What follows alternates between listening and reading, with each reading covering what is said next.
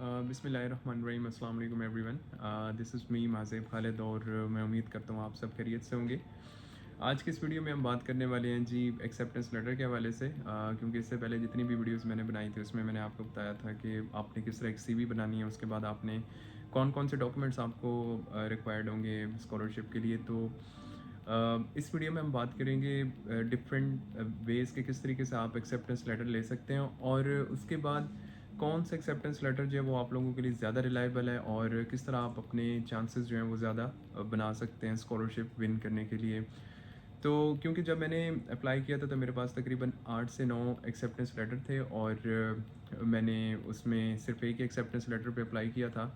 तो आप लोगों के पास अगर 4 से 5 एक्सेप्टेंस लेटर हों तो आप लोगों ने फिर उसमें ये देखना होता है कि कौन सा एक्सेप्टेंस लेटर जो है वो ज़्यादा रिलायबल है। और जब आप अप्लाई करते हैं, जब आप ईमेल करते हैं प्रोफेसर को, तो बहुत दफ़ा ऐसा होता है कि आपको डायरेक्टली वो जो है वो रिप्लाई में ही एक्सेप्टेंस लेटर भेज देते हैं, और या सम टाइम प्रोफेसर ऐसा कहता है कि जी आप इस एक्सेप्टेंस लेटर में अपनी डिटेल्स ऐड कर दें और फिर मुझे रिप्लाई कर दें ताकि मैं इस पर सिग्नेचर कर दूं। तो ऐसे जो एक्सेप्टेंस लेटर होते हैं वो इतने ज़्यादा रिलायबल नहीं होते, और क्योंकि जिस तरह आप उनको अप्रोच कर रहे हैं तो इसी तरह और भी स्टूडेंट्स उनको अप्रोच करते हैं, तो उनको भी वो इसी तरह रिप्लाई दे देते हैं, और उनको भी वो एक्सेप्टेंस लेटर मिल जाता है। तो इस तरह जो है वो ये इसी तरह एक्सेप्टेंस लेटर बहुत सारे स्टूडेंट्स के पास होता है।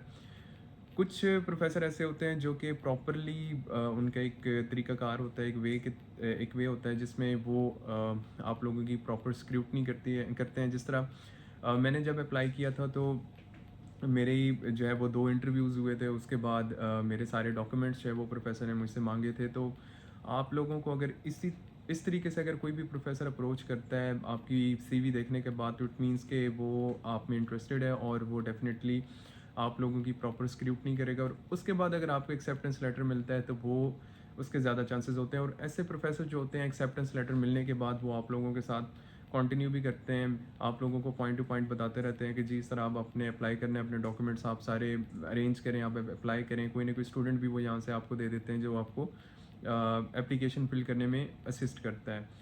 तो आप लोगों ने जब एक्सेप्टेंस लेटर लेना है तो आप लोगों ने इन चीज़ों का बहुत ख्याल करना है। बहुत सारे स्टूडेंट्स ऐसे होते हैं जिनके पास 8-9 एक्सेप्टेंस लेटर होते हैं, लेकिन वो उनको इस तरीके से नहीं मिलते जिस तरीके से एक प्रॉपर प्रोफेसर जो है उनको उनके इंटरव्यूज़ ले, या उनको कोई ना कोई टास्क भी दे देता है। इवन तो मुझे प्रोफेसर ने जो है वो प्रॉपरली मुझे टास्क भी दिए थे, और मैंने वो टास्क किए थे। उसके बाद 20 स्टूडेंट्स थे, उसमें से 2 स्टूडेंट्स जो हैं वो उन्होंने रखने थे। तो हम 2 ही फाइनल हुए थे, और मुझे एक प्रॉपरली उन्होंने बाद में जाके एक्सेप्टेंस लेटर दिया था, और उसके बाद उन्होंने मुझे फुल प्रॉपरली लाइक गाइडेंस भी दी थी। मुझे एक स्टूडेंट भी उन्होंने दे दिया था कि आपको जो ये प्रॉपरली गाइड करेंगे जब आप अप्लाई करेंगे। तो आप लोगों ने इस चीज़ का लाजमी ख्याल रखना है।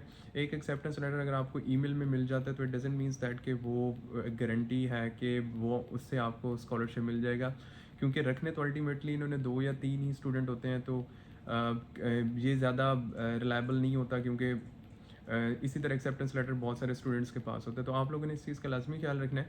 और अच्छे प्रोफेसर का ये तरीकाकार होता है कि वो आपसे जब आप सीवी उनको भेजते हैं वो आपकी सीवी रिव्यू करते हैं, और आपको एक अच्छा सा रिस्पांस देते हैं ईमेल पे, और उसके बाद वो आपसे मज़ीद कम्युनिकेशन करते हैं, और आपसे आपके डॉक्यूमेंट्स वगैरह भी मांगते हैं, आपकी ट्रांसक्रिप्ट आपसे मांगते हैं, और उसके बाद ये कहते हैं कि जी मैं आपके साथ एक इंटरव्यू शेड्यूल करना चाहता हूँ।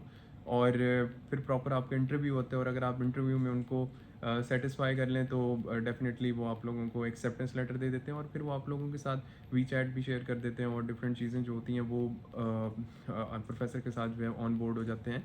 तो इन चीज़ों का आपने ख़ास ख्याल रखना है। आपने ऐसे ही रिस्पॉन्स में अगर आपको एक्सेप्टेंस लेटर मिल जाता है तो उस पर आपने बिल्कुल रिलाई नहीं करना। आप लोग अप्लाई कर बैठेंगे, फिर उसके बाद अल्टीमेटली जब आपकी जो है वो प्रोफाइल और आपकी जो भी आपने एप्लीकेशन सबमिट की हुई होगी वो आगे प्रोसीड ही नहीं होगी, और आप उम्मीद लगा के बैठे होंगे। तो ये आपने इस चीज़ का बहुत ख्याल रखना है। तो इस तरीके से आपने अपने एक्सेप्टेंस लेटर्स मैनेज करने हैं, और जो जो प्रोफेसर आपके साथ ज़्यादा इंटरेस्टेड है और आप लोगों के साथ उसने कोई भी कम्युनिकेशन जो है वो उसने कंटिन्यू की हुई है, तो डेफिनेटली आपने उसकी तरफ जाना है, ना कि आपने आपको कोई अच्छी यूनिवर्सिटी से बेशक एक्सेप्टेंस मिल जाए, लेकिन वो आपकी प्रॉपर स्क्रूटनी ना करे, ना आपके साथ कोई कॉन्टैक्ट हो, तो उसमें जो आपके स्कॉलरशिप, अगर आप उस एक्सेप्टेंस पे अप्लाई करते हैं तो उसमें जो चांसेस हैं वो कम होते हैं एज़ कम्पेयर टू वो प्रोफेसर जो आपको प्रॉपरली आप लोगों के साथ कम्युनिकेशन भी करता है और आप लोगों को पॉइंट टू पॉइंट गाइड भी करता है। तो इस चीज़ का आप लोगों ने ख्याल रखना है। Thank you very much.